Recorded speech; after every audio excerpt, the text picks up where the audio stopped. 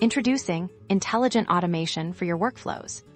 To begin, access your N8n workspace and open a new or existing workflow.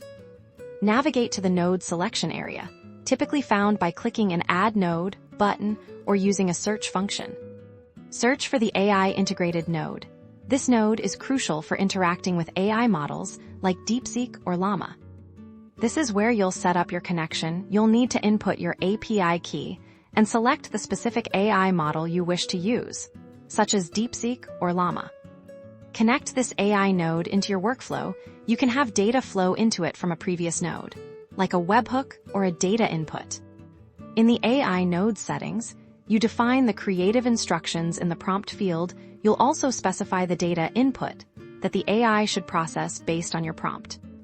The AI node will then execute the task based on your prompt, and the provided data, this output, can then be sent to subsequent nodes for further processing, storage, or dissemination. By leveraging AI within N8n, you can automate complex tasks, enhance content creation, gain deeper insights from data, and unlock a new era of intelligent automation for your business.